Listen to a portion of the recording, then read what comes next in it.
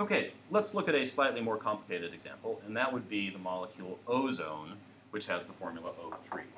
If I count valence electrons, pretty straightforward. Each of the 3 oxygen atoms has 6, for a total of 18 valence electrons.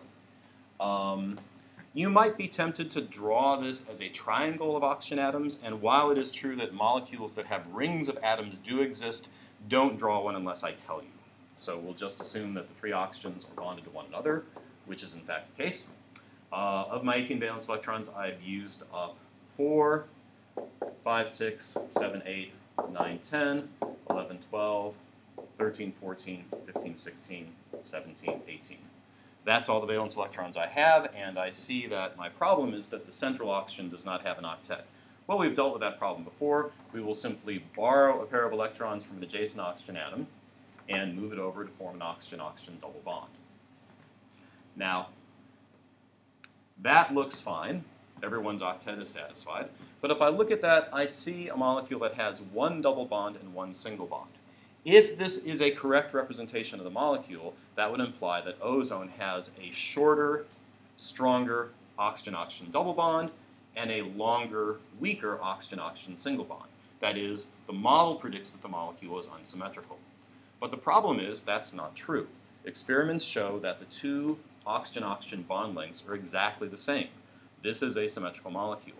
Well, if you look at this, you recognize that, well, I equally well could have drawn another Lewis structure in which the oxygen-oxygen single double bond was on the other side. Each of these is a possible valid way of representing the electron density distribution, and in fact what we say is that this molecule exhibits resonance. Resonance occurs when a molecule can be represented with more than one valid Lewis structure. These are called resonance structures. The reason that the Lewis model doesn't work very well for molecules like these is because the electrons are actually delocalized. We've assumed up till now that pairs of electrons can only be doing one of 2 things. They can either be localized between atoms in a bond, or they can be localized on an atom as a lone or unshared pair. In reality, for many molecules, the electrons are not localized. They're spread out over the entire molecule, which is why it doesn't work so well. When this is the case, you have to draw a resonance structure to show each possible way that the valence electrons can be arranged, and keep in mind that the actual structure is the average of all the resonance structures. And our usual procedure is to connect the resonance structures with double-headed arrows to indicate that these are 2 ways of representing the electron density. Okay? When do we see resonance structures? Usually when you've got a molecule that has 1 or more multiple bonds that looks like they can be moved around into different locations. So when you see a molecule that exhibits resonance, you've got to show all possible resonance structures. Keep in the back of your mind that the actual structure is not any one of them, but in fact the average of all of them.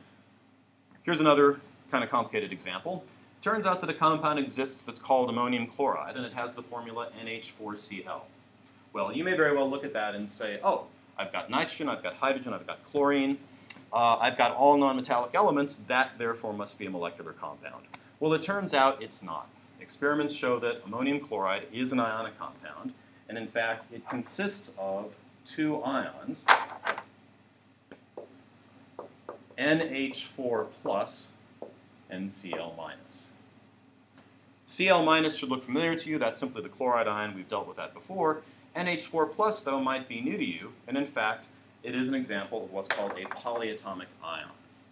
A polyatomic ion is a group of atoms that are covalently bonded together with an overall charge.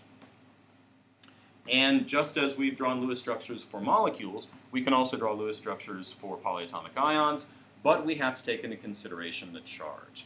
If you look at the formula NH4+, what this means is I've got 1 nitrogen atom plus 4 hydrogen atoms, but in order to form a stable compound, or a stable entity of some sort, they had to lose 1 valence electron. That's why it has an overall charge of +1. And that kind of makes sense, because if I were to count the valence electrons in NH4, well, there would be 5 from the nitrogen plus 4 from each of the hydrogens. That makes a total of 9 valence electrons.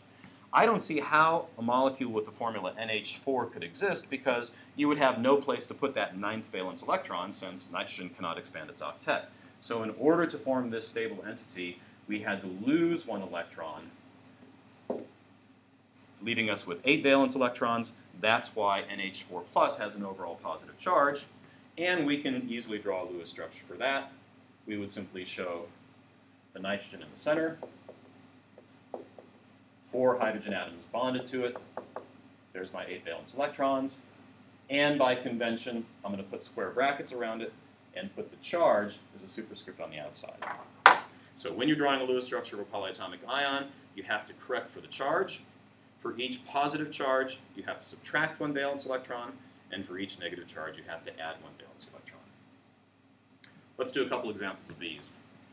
SO42- is called the sulfate anion, and if we look at that formula, what we see is that there is 1 sulfur atom, 4 oxygen atoms, with an overall charge of 2 negative, meaning that the sulfur atom and the 4 oxygen atoms, in order to form a stable entity, had to gain 2 additional electrons.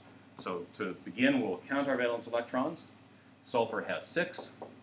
Each of the 4 oxygen atoms has 6 valence electrons as well. But because there is a 2- charge on the polyatomic ion, I need to add 2 more electrons. That gives me a total of 32 electrons. To draw the Lewis structure, I'll put the sulfur in the center, attach my 4 oxygen atoms symmetrically. Of my 32 valence electrons, I've used up 2, 4, 6, 8. I'll distribute the remaining as lone pairs. 10, 12, 14, 16, 18, 20, 22, 24, 26, 28, 30, 32. Isn't that nice how well that works out? Finally, I will put square brackets around it and show the charge, 2- as a superscript outside the square brackets.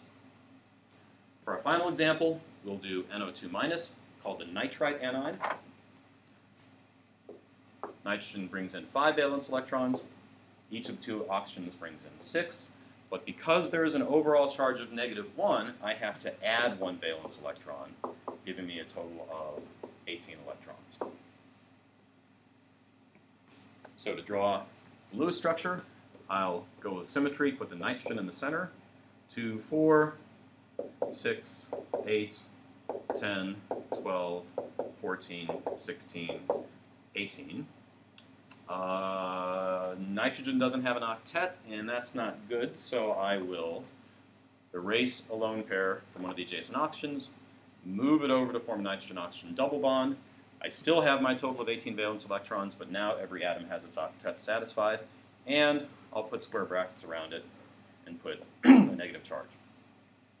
But wait, it looks to me like that NO double bond on the left side of the molecule could equally well have been drawn on the right-hand side of the molecule.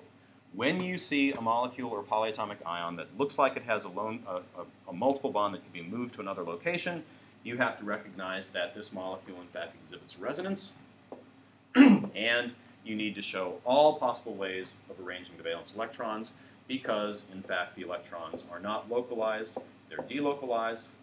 So I'll draw an alternative resonance structure that has the nitrogen-oxygen double bond on the other side, put square brackets around it, put the negative charge outside, and recognize that this polyatomic ion, the nitrite ion, exhibits resonance, and I have to show all possible resonance structures. So let's summarize by going back and looking at the important skills sheet. Here are the things that I expect you to be able to do. Let's start with chapter number 14. So you should know what the octet rule is and tell me where it comes from. You should be able to write a Lewis structure for a covalent compound. You should be able to draw Lewis structures for molecules that contain multiple bonds and understand how the number of bonds is related both to the bond length and the bond energy. You should be able to draw resonance structures for molecules that exhibit resonance. And finally, you should be able to tell me what a polyatomic ion is. And you should be able to do a Lewis structure for a polyatomic ion, just as we did on the previous slide. Okay?